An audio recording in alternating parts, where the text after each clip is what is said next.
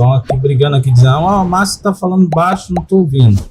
Que a Bóveda espiritual afro-cubana, ela trabalha muito em cima desse tipo de coisa. Sim. Ela incorpora espírito de quem já foi, fala. Mas é isso. A gente não tem esse espiritismo traçado dentro da cultura brasileira. A gente, uma hora, a gente até entende alguma coisa, tem alguma coisa que a gente trabalha dentro da nossa forma de hora, mas não chega a esse tipo de visão, essas coisas, que isso aí é uma outra situação mais para a vida mesmo. Aí que me cria a curiosidade, o Léo. Vê se você vai me entender. Tudo bem, você cair para o lado da Umbanda, principalmente esse lado de caboclo, preto velho, transporte espiritual, enfim, médio de transporte, show. Mas aonde nessa questão, você chegou no Candomblé? Eu sei que você já explicou como você chegou, mas como que você consegue fazer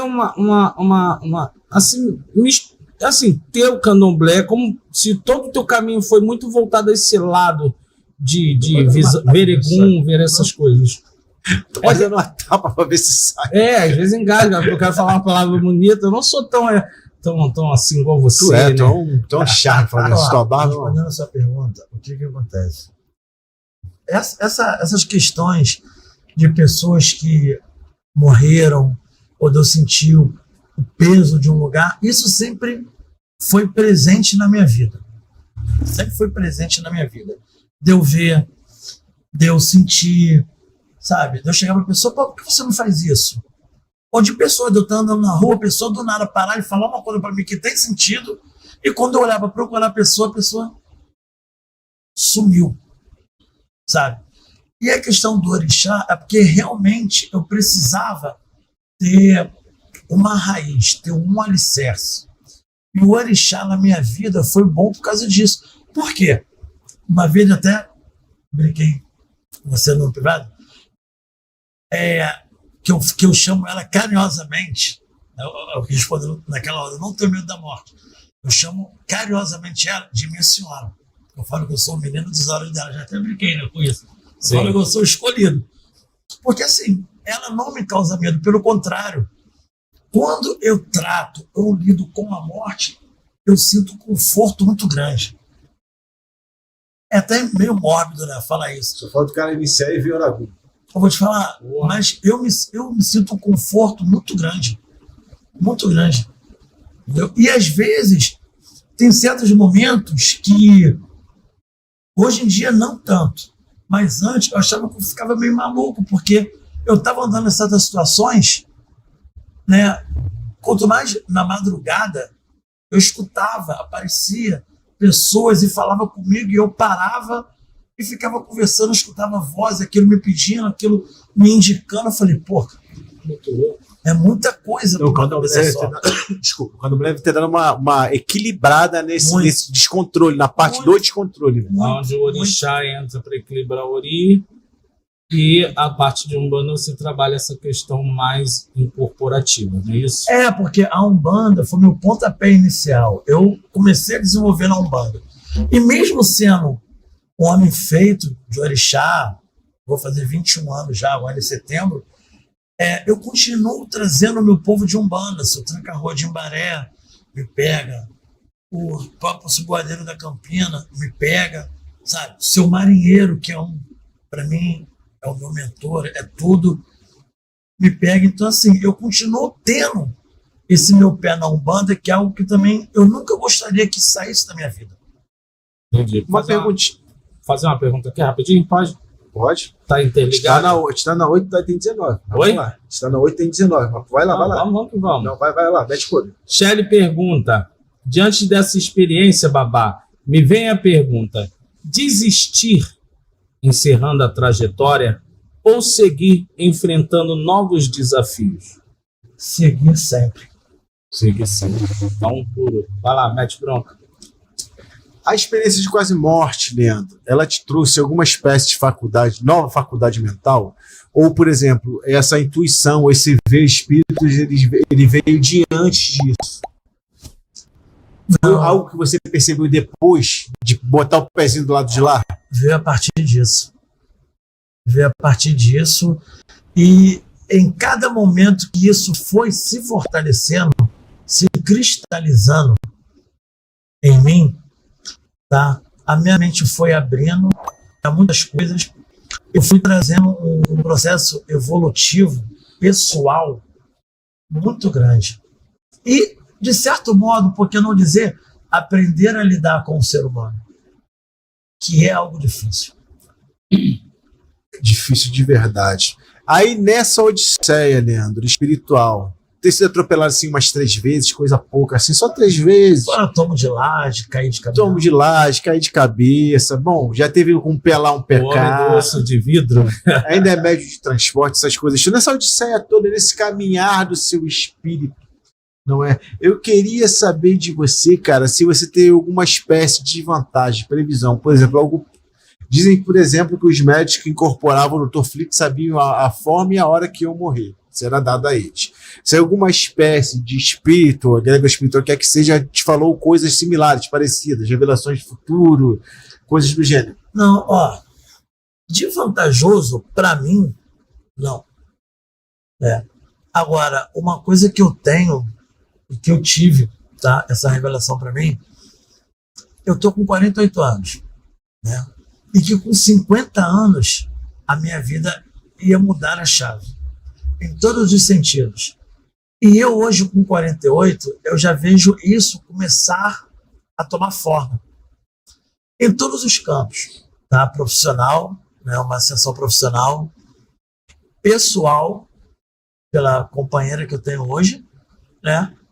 Eu já começo a ver essa promessa na minha vida tomar forma e se concretizar e cada vez mais se tornar real. Leandrão, tu que já adota Umbanda e Candomblé como religiões que tu ama, pelo que eu vejo, você faz um discurso apaixonado pelo que tu professa, eu acho isso muito bonito, Sim. sabe? Como é que ele dá com o Ifá, apesar de não ser iniciado? Como você caiu em Ifá, como se deparou? Conta um pouquinho. Não te confunde não, cara? Não te dá uma loucura não? Fala pra gente um pouquinho disso aí. Não, eu vou falar para você. Eu sempre achei interessante. Sempre achei interessante. Deixa eu te falar uma coisa. Dizem que tu se trata como o balão mais feio do Rio de Janeiro, cara. Isso é verdade? Não, claro que não. Claro que não. Claro que não. Só faltava para ele ser tricolor. Mas tudo bem. Não, sou Vasco. Melhorou. Como eu estava dizendo, eu sempre achei muito interessante, né? Até mesmo porque é o que eu falo sempre. Pode tirar tudo de você, menos conhecimento. E o conhecimento certo enaltece o homem e o ser humano. Então o que acontece? Eu sempre achei interessante conhecer algumas pessoas, mas nunca tinha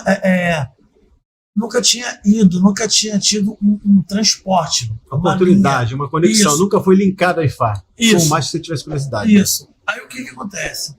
De um tempo para cá, né, através de uma pessoa maravilhosa que eu conheci, né, a Ana e Calcundá, que vocês conhecem. Aninha!